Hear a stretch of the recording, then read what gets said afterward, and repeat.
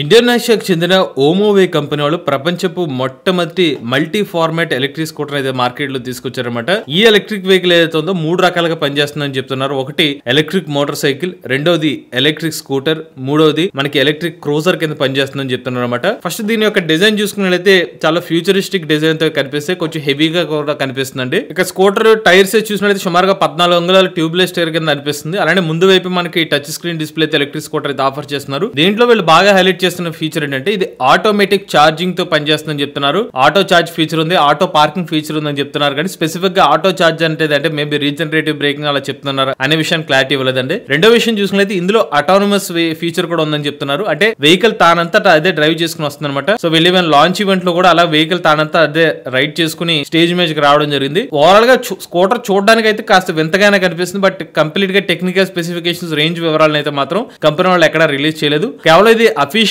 Unveil అని మాత్రమే చెప్తున్నారు. దీని అఫీషియల్ లాంచ్ అక్టోబర్ నెలలో అయితే ఉంటుందని చెప్తున్నారు. అప్పుడే ఈ ఎలక్ట్రిక్ స్కూటర్ సంబంధించిన టెక్నికల్ స్పెసిఫికేషన్స్ లేకపోతే ఎలక్ట్రిక్ వెహికల్ సంబంధించిన ప్రైజింగ్ డీటెయిల్స్ అనేది తెలిసే అవకాశం అయితే ఉంటుంది. మీరు ఎలక్ట్రిక్ వెహికల్ కొందామనుకుంటున్నారా? డీలర్ ప్రైస్ కన్నా తక్కువ ధరకే BAV ఎలక్ట్రిక్ యాప్ లో మీకు ఎలక్ట్రిక్ వెహికల్స్ దొరుకుతాయి. పూర్తి వివరాల కోసం BAV ఎలక్ట్రిక్ యాప్ ఇన్స్టాల్ చేసుకోండి లేదా BAV ఎలక్ట్రిక్ వెబ్సైట్ ని విజిట్ చేయండి. ఇటువంటి లేటెస్ట్ ఆటోమొబైల్ కోసం MVS తెలుగు ఛానల్ సబ్స్క్రైబ్ చేసుకోండి.